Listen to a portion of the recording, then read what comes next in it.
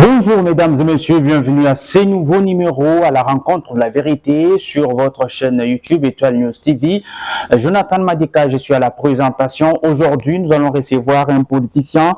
Il est député provincial élu de la ville de Mbujimayi. Lui, c'est Bavon Mbuyimukuno, député provincial du Kasaï oriental. Nous allons devoir échanger avec lui autour de l'actualité qui défraie la chronique, la présence de l'équipe de l'inspection générale des finances, IGF, qui vient enquêter sur la gestion financière du gouverneur de province, Patrick Mathias Kabeyamach Abedi, à la tête du Kasaï oriental. Il a été donc révélé qu'il l'existence de deux comptes non tracés par elle. Ces comptes, vraiment après ces révélations, cette actualité défraie actuellement la chronique au niveau du Kasaï oriental. Aujourd'hui, nous allons devoir échanger avec le député provincial pour en savoir plus par rapport à son avis sur cet état des choses. Bavon Mbuyimukuno, bonjour et bienvenue dans cette émission. Bonjour, c'est Jonathan. Vous êtes au courant de la présence de l'équipe de l'inspection générale des finances, IGF, au Kasaï oriental? Oui, c'est bien une réalité. Je crois que dans le langage, on croirait peut-être que quand on dit l'IGF, c'est un cheveu qui est tombé dans la soupe, non.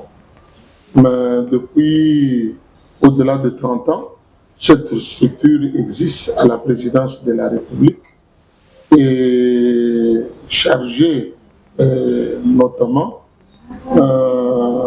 de voir comment est-ce que les fonds de l'État sont gérés par ceux qui sont élevés en unité dans les institutions et faire une partie financière afin qu'il ne puisse pas y avoir évasion fiscale et que l'État puisse profiter davantage pour l'intérêt général. Ici au Kasaï oriental, comme cette structure ne fonctionnait pas dans le gouvernement passé, depuis que Antoine Félix Tshisekedi Tshilombo, mon autorité de référence, le chef de l'État que nous avons, qui ne jure que par la bonne gouvernance et par le respect des biens de l'État et par l'orthodoxie dans la gouvernance que nous pouvons avoir actuellement, il a relevé ses services.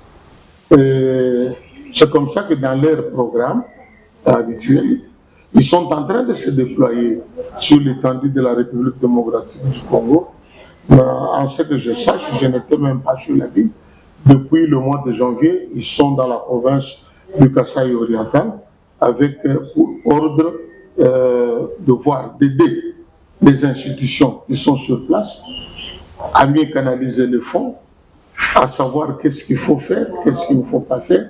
Donc, nous avons les ordres de mission. Il y a une litanie de points qu'ils doivent accomplir.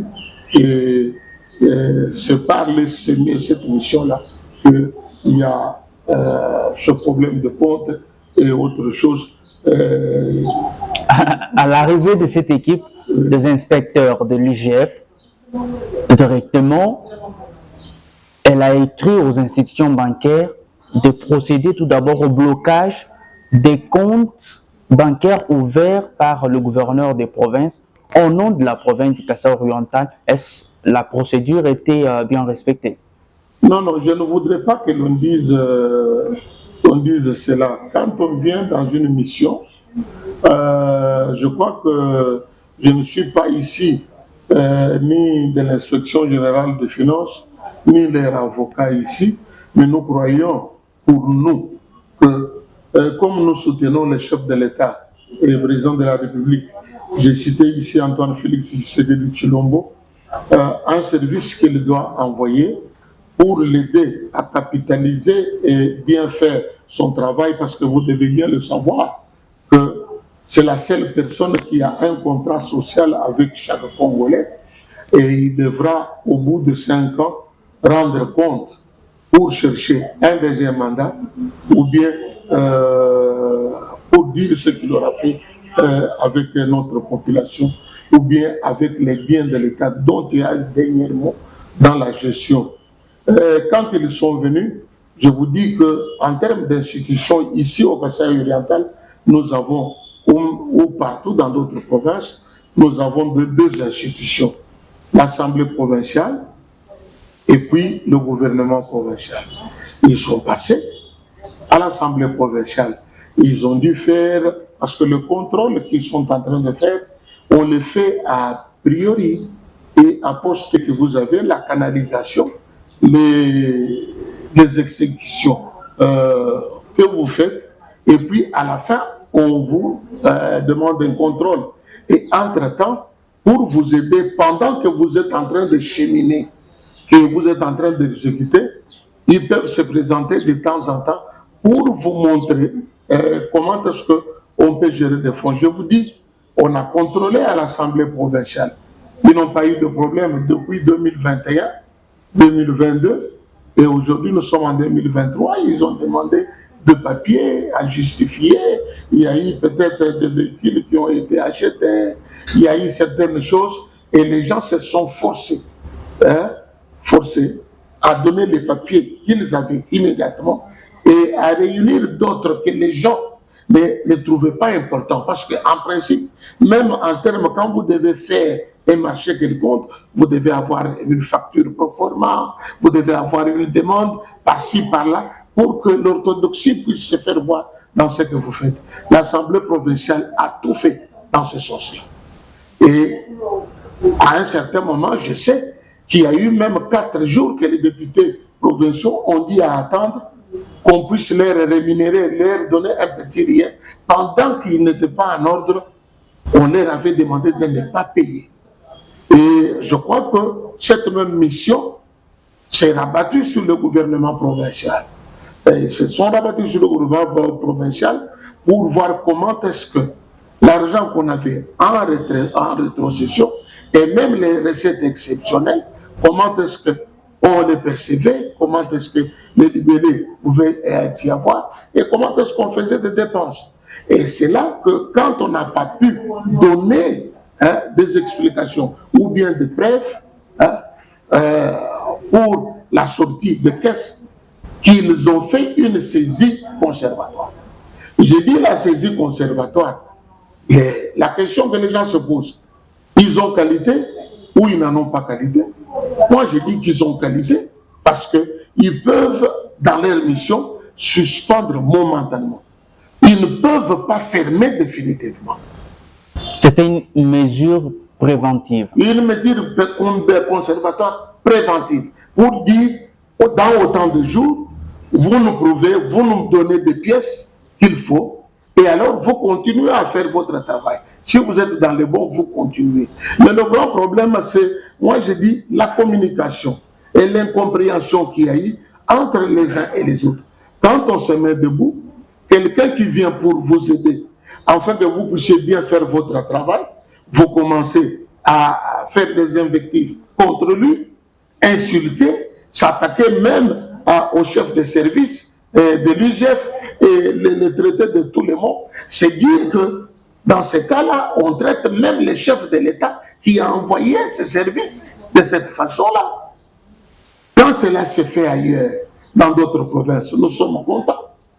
Nous nous disons, le chef est en train d'assister le chef de l'État. Mais quand ça doit se faire chez nous, si nous devons donner des exemples concrets et pour qu'on voie que ce que nous faisons est très bon, on va s'en prendre à ces services. Donc je me dis, tel que vous avez posé votre question pour chuter, ils arrivent, ils ferment les comptes. Non, ils n'ont pas fermé les comptes. Moi je vous dis qu'il existe l'Assemblée provinciale qui est chargée de faire un contrôle. Il y a la Cour de compte, il y a l'Inspection générale des finances. Prenons d'abord les 3. Est-ce l'Assemblée provinciale a réellement fait son travail avant l'arrivée de l'IGF? Vous savez, nous avons eu des temps. nous avons eu le temps de Maoué Jabouteba, nous avons eu le temps de Longa Moussouamba, et aujourd'hui, nous sommes au temps de Patrick Mathias Kabeya. Donc, pendant le temps de Maoué Jabouteba, l'Assemblée, parce que pendant une année, nous n'avons qu'une session qui est une session de contrôle, la session de mars. Il n'y a qu'au mois de mars ici, ce n'est que maintenant que les députés sont allés aussi en contrôle parlementaire. Ils n'ont pas été précédés. Chacun a une parcelle de pouvoir. Comme chacun a une parcelle de pouvoir, on fait le contrôle et puis on fait le rapport après. L'Assemblée provinciale peut faire des recommandations parce que le contrôle ne signifie pas seulement qu'on va pour punir, non. On peut faire quelque chose, mais je vous dis qu'aujourd'hui, le gouvernement provincial, qui est l'émanation de l'Assemblée provinciale, ne peut être suspendu ou bien on ne peut faire une motion de défiance d'un gouverneur que par l'Assemblée provinciale. Et qu'il n'y a qu'à part ça, qu'il n'y a que les chefs de l'État qui, selon notre constitution, je crois à l'article 198, 197, 198, qui peut relever un gouverneur de ses fonctions, à part l'Assemblée provinciale. Donc, nous savons, nous y allons pas à pas. L'IGF fait son travail, l'Assemblée provinciale fait le sien, et puis, à la fin, le problème, c'est arriver à un bon résultat et que notre peuple puisse se retrouver.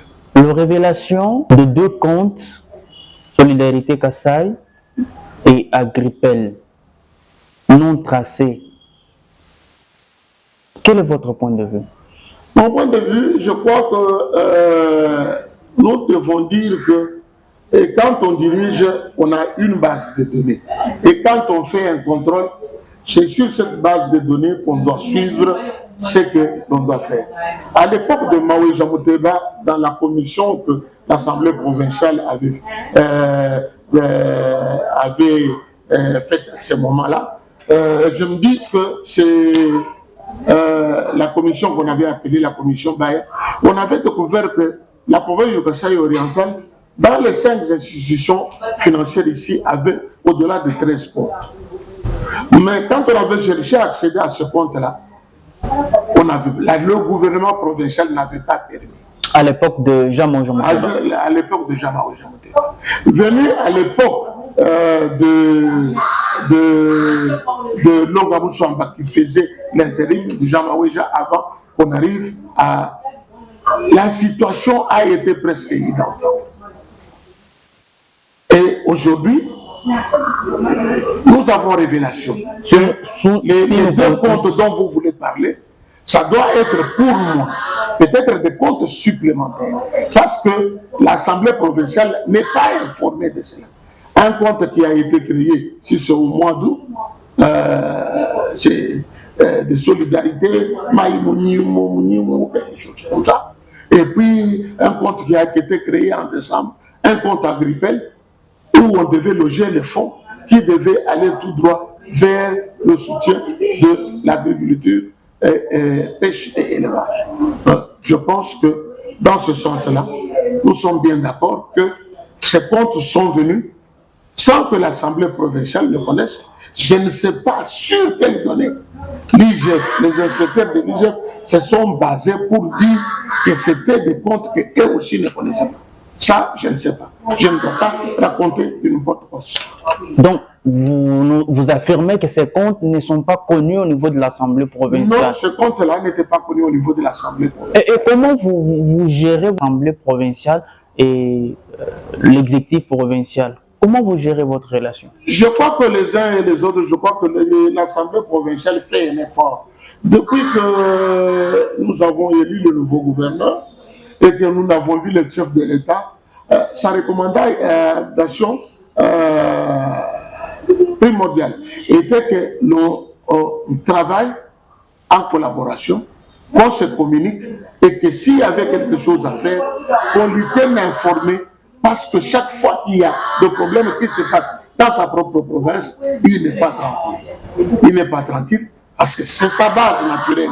Vous devez bien comprendre Mais je dis que cette collaboration est restée de façade. Est restée de façade parce que je suis parmi les pionniers qui, de temps en temps, tu peux appeler le gouverneur de province, tu peux appeler d'autres collaborateurs, tu peux parler avec le président de l'Assemblée, afin que certaines situations puissent aller de mieux en mieux, mais les gens ont préféré vivre à l'hypocrisie. Parce qu'aujourd'hui, où je te parle, les députés provinciaux, s'ils sont debout aujourd'hui, et s'ils doivent chercher à faire quelque chose, ils sont venus des contrées, ils sont venus de nos territoires, ils se sont retrouvés ici, n'ayant pas des endroits où rester, ils se sont endettés. Pour se chercher quelqu'un, le pain de terre et tout ça. Et jusqu'aujourd'hui, ce que nous avons comme rémunération à partir de Kinshasa, c'est le frais de fonctionnement. Parce que comme telle rubrique rémunération, les députés provinciaux n'en ont pas. Donc quand cet argent vient, au prorata de 70% pour les députés et 30% pour le personnel administratif et le personnel politique. Et ces gens se distribuent un peu quelque chose. Tout cela est retenu par la banque qui a donné qui a donné un emprunt de l'argent aux députés. Et s'ils doivent vivre, parce que je voudrais vous dire ici que la rémunération d'un député, surtout un député provincial, qui vit à proximité avec ses électeurs, c'est un fonds social. Acheter un cercueil, donner de l'argent à celui qui est malade, payer un cahier pour celui qui va à l'école, subvenir à ceci, à cela. Cela vient de la dotation provinciale. Parce que le député provincial est considéré comme un travailleur de la province. Et chaque fois que la province a une rétrocession, comme nous en avons aujourd'hui, nonobstant que ça viole un peu notre constitution, on devait avoir une retenue à la source. On devrait donner à un député quelque chose. Ça fait aujourd'hui plus de 10 mois que celui qui devait le faire pour les députés ne le fait pas. Qui devait le faire pour les députés? Le gouvernement provincial avec en tête le gouverneur de province.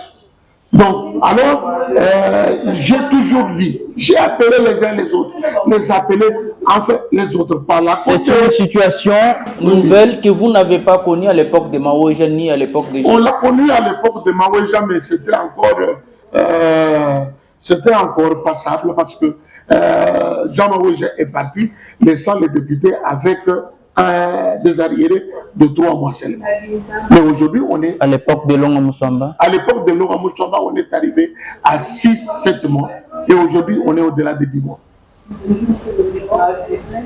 Et d'où est partie la puissance de l'Assemblée provinciale face à toute cette... Vous savez, je vous ai dit quelque chose ici, je ne sais pas, vous m'avez bien perçu.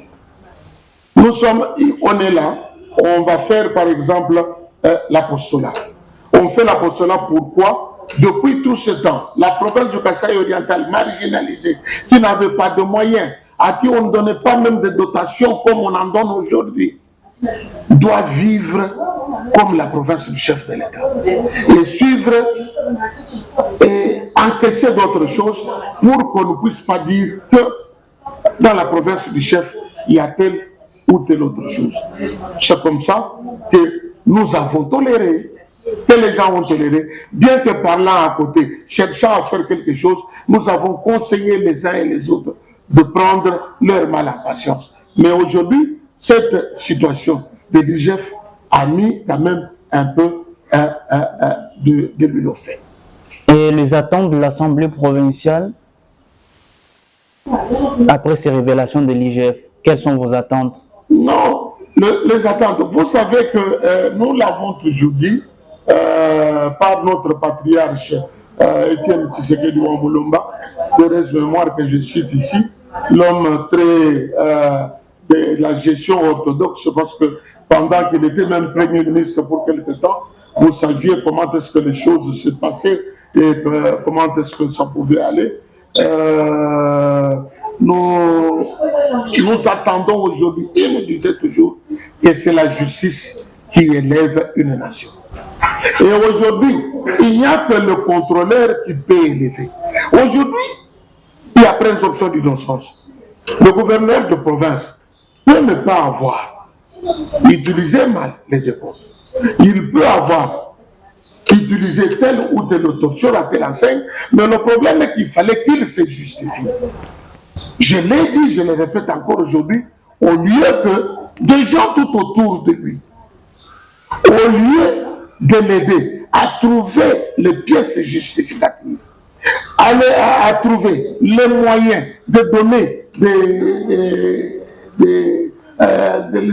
les raisons pour lesquelles on a dû faire telle ou telle autre chose, commence à insulter. Est-ce que vous croyez aujourd'hui que M. Alingueté, par exemple, ou bien les inspecteurs qui ne sont pas rémunérés par la province, ils ne sont assujettis à rien dans la province, parce qu'ils ont leur rétrocession et qu'ils sont rémunérés conséquemment. Vous croyez, franchement, aujourd'hui, qu'ils vont courber les chines devant un secrétaire particulier, par exemple, ou un ministre, ou bien quelqu'un d'autre, ou bien un conseiller? Non.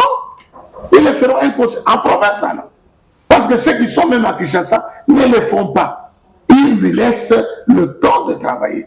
Mais nous, on aurait voulu, personnellement, et même l'Assemblée provinciale, nous aurions voulu que le gouverneur de province, avec son gouvernement, se mette debout et cherche les moyens, les pièces justificatives, et qu'ils en donnent. Parce que la mesure conservatoire pouvait prendre une demi-journée, une journée, une semaine, tout au plus, ou bien un mois, pour qu'on puisse vous dire non, alors nous avons vu les pièces.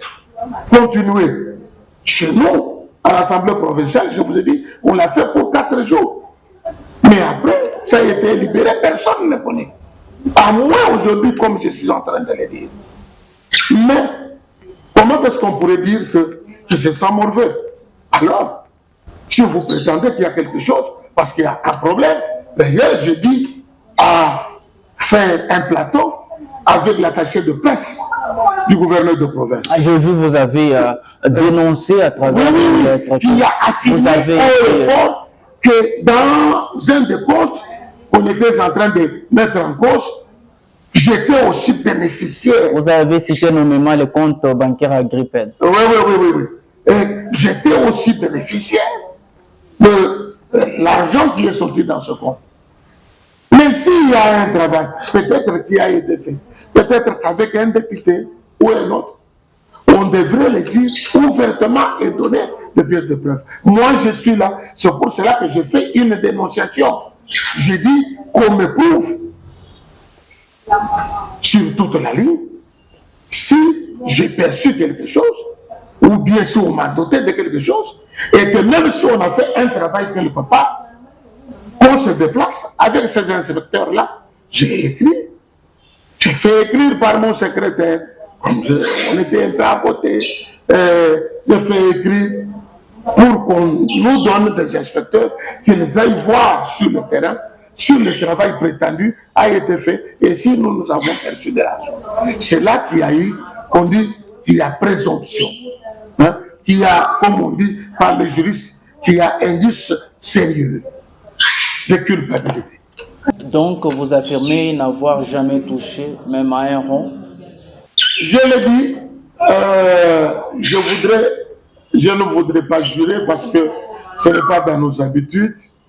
Il y a des gens qui aiment bien raconter des histoires sur les uns et sur les autres, mais dans notre éducation, ce que nous avons hérité de nos parents, ce que nous avons hérité de notre père en politique, Étienne Tshisekedi Wamulumba, nous aimons bien dire la vérité, même si cette vérité doit faire mal, et aux autres et à nous-mêmes. Je vous dis que nous n'avons rien touché de ce compte-là. Et si l'on dit que nous avons touché quelque chose, c'est là qui donne un problème, qui fait dire qu'il y a malversation quelque part.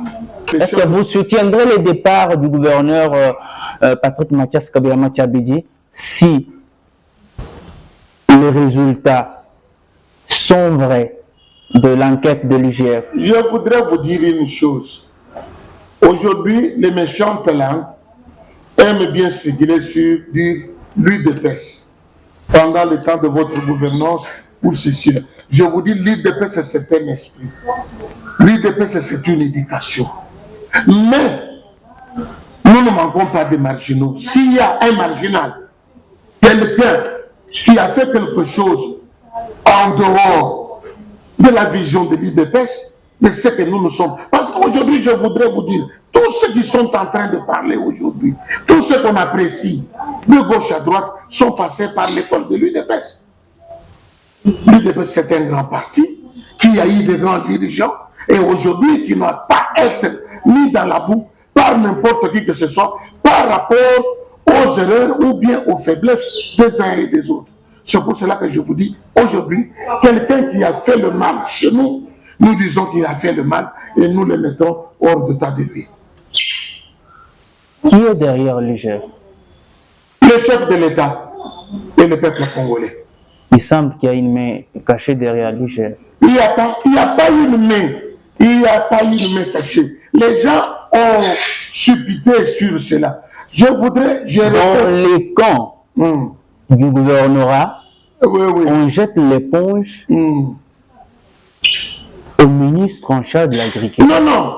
Le ministre en charge de l'agriculture, je te dis aujourd'hui, pendant que nous parlons avec vous, il a été aussi invité, comme les gouverneurs de province, par le président de l'Assemblée, avec d'autres députés. Ils ont échangé. Le ministre de l'Agriculture a reconnu certaines choses, a dit que nous avons travaillé, mais pas totalement avec tout cet argent. Si je veux vous dire cela. Mais il y a des gens qui, par leur mauvaise foi, ont voulu dire qu'il y a la main noire des députés derrière les inspecteurs de l'IGF. Non, nous disons non. Aujourd'hui, l'institution qui est capable d'arrêter ou bien de mettre un arrêt sur les comptes de la province, c'est l'Assemblée provinciale. Pour exemple, je voudrais te dire qu'à l'époque de Maweja, pendant qu'il a été mis, qu'il a eu cette motion de défiance, c'est M. Mwanda qui avait écrit, le député Mwanda qui avait écrit, et qui avait arrêté pour que M. Maweja n'accède pas au compte. Et à l'époque de Lobam Sonda, pendant qu'on faisait cette enquête, c'est le vice-président, comme le président n'était pas là, c'est le vice-président qui avait écrit et tout a été arrêté.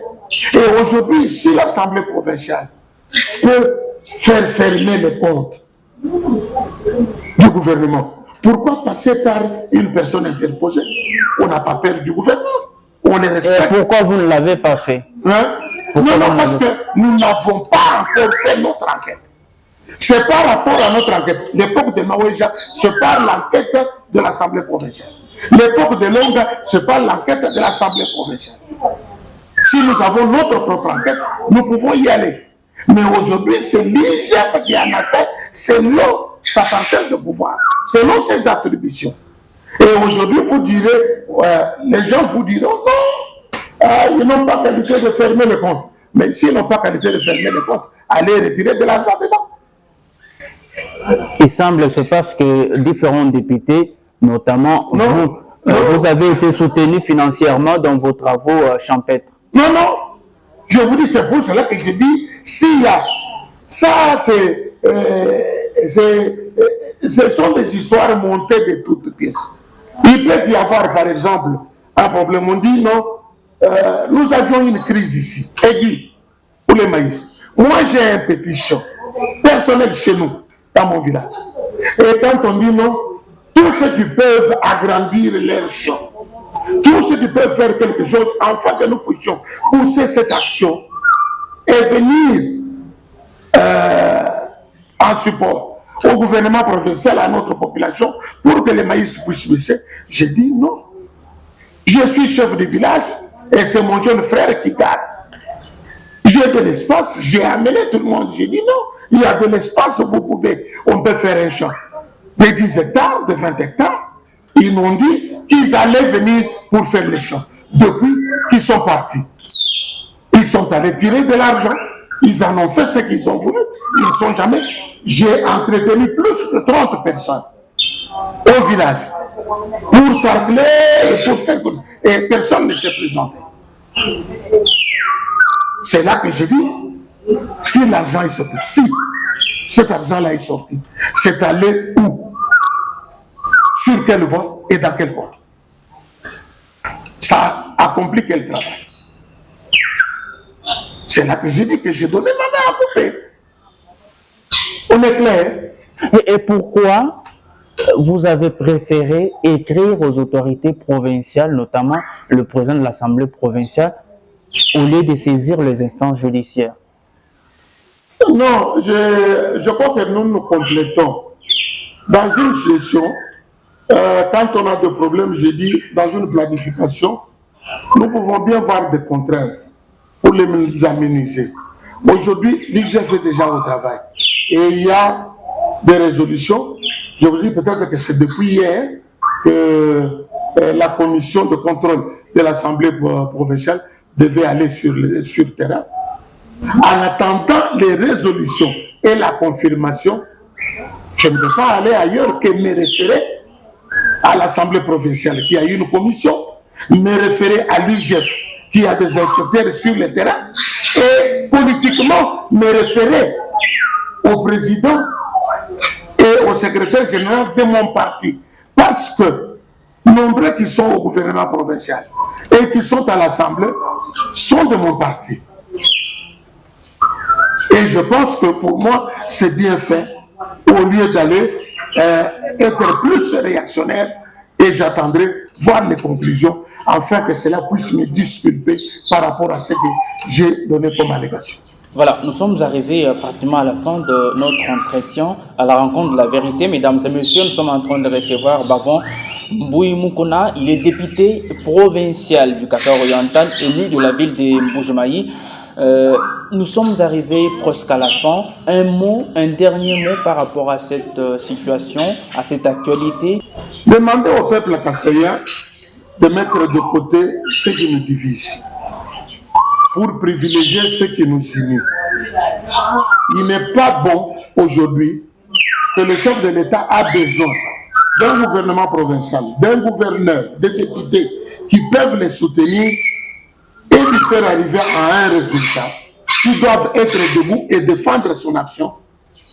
Il n'est plus besoin que nous puissions être dans des querelles inutiles. Moi, tel autre. Et cela ne dit rien. Il ne faut pas s'entre-accuser sans raison. Dès que je dis, Etienne Tshisekedi Wamulumba, notre patriarche, a été élu en 1977 à Kabinda. Ce n'était pas sur la liste de l'IDPS. Il est resté droit dans sa passé. Et même quand on a créé l'IDPS en 1982, les autres sont sortis par-ci par-là, mais ils sont venus les retrouver dans sa vision. Et aujourd'hui, l'IDPS est au pouvoir. Je voudrais que les uns et les autres comprennent que, nonobstant nos faiblesses, nonobstant notre parcours, il faut avoir une pensée normale. Il faut rester droit dans ses bottes et voir l'intérêt général. Pour que le peuple se retrouve. Aujourd'hui, le projet de société social-démocrate que nous avons, dont nous disons le peuple d'abord, il faudra que chacun y mette du sien pour que nous puissions arriver au bon résultat et relever ce pays.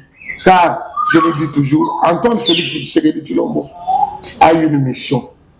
Il ne devrait pas avoir seulement un seul mandat. Il a une mission et sa mission, c'est affranchir le peuple congolais, lui donner son indépendance véritable sur le plan social, économique et politique. Bientôt la fin de quinquennat pour le premier mandat de Félix-Antoine Tshisekedi Tshilombo pour le Kasaï-Oriental. Quel bilan pour le gouvernorat du Kasaï-Oriental? Quel bilan également pour l'Assemblée provinciale?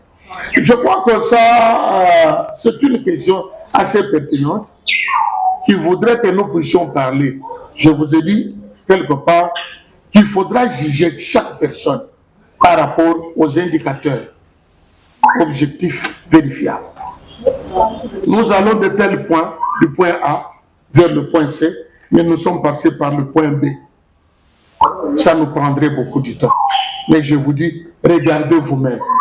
Parce que même la parole de Dieu dit, est-ce que la nature ne vous enseigne pas? C'est que le Kasaï oriental est en train de vivre aujourd'hui. Les routes que vous avez vues par hasard, la gratuité que vous vivez, tout ce que vous voyez comme éclairage public, les travaux qui sont débutés par-ci, par-là, est-ce que cela s'est fait il y a 10 ans, il y a 20 ans? Chacun a donné quelque chose. Je voudrais que, particulièrement dans chaque domaine, si vous voulez, on prendra du temps. Nous sommes déjà à la fin. Je vous dis que, après avoir fait le taxi sur l'aéroport, l'avion va en finale pour décoller.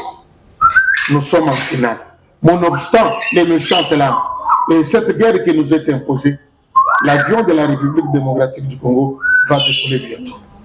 Avec bien sûr le chef de l'État, pas à ceux qui le représentent au niveau du Kasaï oriental. Je vous ai dit que je ne voudrais pas parler particulièrement. Il y a toujours des gens qui ont géré avec des faiblesses et des marginaux qu'il faudra peut-être mettre hors d'état de nuire. Mais en tant que Félix Tshisekedi Tshilombo, qui a donné ce pays à l'État, si je voudrais bien dire qui a remis ce pays d'abord dans les mains de Dieu et qui voudrait un État véritablement démocratique et qui doit aller vers son développement, je crois qu'avec lui à la tête, c'est lui qui a un contrat social, je l'ai dit si je dois me répéter, avec chaque Congolais, y compris quiconque, tous. Mais nous l'assistons. C'est le grand règle que nous avons. Nous ne devons que nous approcher à lui pour aller de l'avant. Voilà, mesdames et messieurs, nous sommes arrivés à la fin de cet entretien, à la rencontre de la vérité sur Étoile News TV. Vous qui nous avez suivis à partir de là où vous pouvez vous retrouver, vous êtes en Angleterre, en Europe, vous êtes en Afrique, vous êtes en Afrique du Sud, vous êtes en Namibie, partout ailleurs, à travers la République démocratique du Congo, à Lubumbashi notamment, Kinshasa et aussi Maniema. Nous vous disons merci de votre sympathique attention accordée à cet entretien. Nous vous disons merci de l'avoir suivi. Portez-vous bien chez vous.